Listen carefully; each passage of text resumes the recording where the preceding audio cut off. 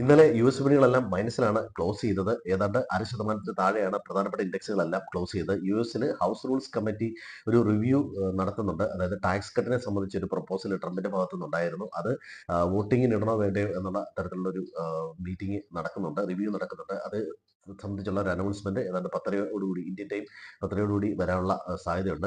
അതുകൂടാതെ തന്നെ Asian European വിപണികളെല്ലാം ഇന്നലെ പോസിറ്റീവായിട്ടാണ് ക്ലോസ് ചെയ്തത്. ഓസ്ട്രേലിയൻ RBI അവിടുത്തെ റേറ്റ് കട്ട് നടത്തിയിട്ടുണ്ട്. അതുപോലെ അതിന് തൊട്ട് മുമ്പത്തെ ദിവസം ചൈനയിലും റേറ്റ് കട്ട് വന്നിട്ടുണ്ട്. യൂറോപ്പിലെ ജർമ്മനിയുടെ പ്രൊഡ്യൂസർ പ്രൈസ് ഇൻഡെക്സ് പ്രതീക്ഷയിലും മികച്ച രീതിയിലാണ് വന്നത്. അപ്പോൾ പൊതുവെ വിപണികളെല്ലാം ഇന്നലെ പോസിറ്റീവായിട്ടാണ് ക്ലോസ് ചെയ്തത്.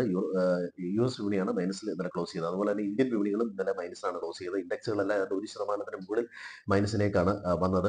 അതിൽ എറ്റേണൽ എന്ന് പറയുന്ന കമ്പനി ഏതാണ്ട് 4% മൈനസിലാണ് ക്ലോസ് ചെയ്തത്. അത് ഫോറിൻ ഇൻസ്റ്റിറ്റ്യൂഷൻസിന്റെ സെല്ലിംഗ് ആണെന്നാണ് കാണുന്നത്. MSCI ഇൻഡെക്സിൽ നിന്ന് അതിന്റെ എക്സ്ക്ലൂഡ് ചെയ്തതിന്റെ ഭാഗമായിട്ടുള്ള സെല്ലിംഗ് ആവാനാണ് സാധ്യത. അതുപോലെ HDFC ബാങ്ക് 1.5%, റിലയൻസ് 1.5% അടുത്തും മൈനസ് ആയിട്ടാണ് ഇന്നലെ വ്യാപാരം അവസാനിപ്പിച്ചത്. അതുപോലെ എല്ലാ സെക്ടറുകളും ഇന്നലെ മൈനസിലേക്ക് വന്നു. പ്രധാനമായിട്ടും ഓട്ടോ സെക്ടറുകളിലും ഡിഫൻസ് സെക്ടറുകളിലും ഒക്കെ ഒരു പ്രോഫിറ്റ് ബുക്കിംഗ് ഇന്നലെ കണ്ടിരുന്നു.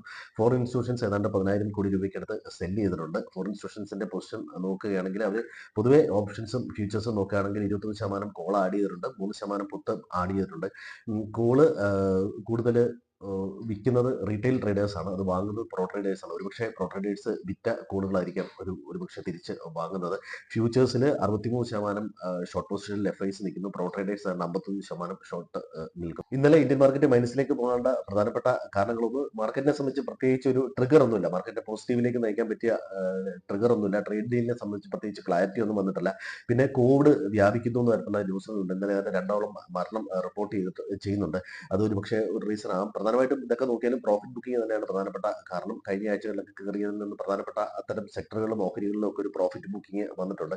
ഇന്ന് വരാനിരിക്കുന്ന പ്രധാനപ്പെട്ട റിസൾട്ടുകൾ ഉള്ളത് ONGC, IndusInd Bank, IndiGo, Colgate Palmolive, NTPC Green Energy, Oil India, Ircon International, RVNL, Power Finance Corporation, Mankind Pharma, National Aluminium എന്നീ കമ്പനികളുടെ റിസൾട്ടാണ് ഇന്ന് വരാനുള്ളത്. മറ്റൊന്ന് UK ഏപ്രിൽ മാസത്തെ ഇൻഫ്ലേഷൻ ഡേറ്റ വരാനുണ്ട്. അതുപോലെ യൂറോപ്യൻ സെൻട്രൽ ബാങ്കിന്റെ മൊത്തത്തിലുള്ള ഫിനാൻഷ്യൽ സ്റ്റെബിലിറ്റിയെ സംബന്ധിച്ചുള്ള ഒരു ഡേറ്റയും വരാനുണ്ട്. പിന്നെ ഉള്ളത് ഈ ടാക്സ് ബില്ലിനെ സംബന്ധിച്ചിട്ടുള്ള കട്ടിനെ സംബന്ധിച്ചിട്ടുള്ള അത് പാർലമെന്റിൽ അവതരിപ്പിക്കണോ വേണ്ടയോ എന്നുള്ളതിനെ സംബന്ധിച്ചുള്ള ഒരു അപ്രൂവലിന്റെ ഡിസിഷനാണ് വരാനുള്ളത്. ഇനി FOMC മെമ്പേഴ്സിന്റെ ഒക്കെ മീറ്റിംഗ് മാത്രമേ ഇന്ന് പ്രധാനമായിട്ടും വരാനുള്ളൂ. ഇന്നിപ്പോൾ ഏഷ്യൻ വിപണികളെല്ലാം പോസിറ്റീവിലായിട്ട് ട്രേഡ് ചെയ്യുന്നത്. GNX നിഫ്റ്റി പോസിറ്റീവിലാണ് ട്രേഡിംഗ് നടക്കുന്നത്. കഴിഞ്ഞ കുറേ ദിവസങ്ങൾ 2-3 ദിവസങ്ങളായി മാർക്കറ്റ് പോസിറ്റീവിൽ ഓപ്പൺ ചെയ്ത് നെഗറ്റീവിലേക്ക് വരുന്ന കാഴ്ചയാണ് കാണുന്നത്. അപ്പോൾ പ്രോഫിറ്റ് ബുക്കിങ്ങിനുള്ള സാധ്യത തള്ളിക്കളയാനാവില്ല.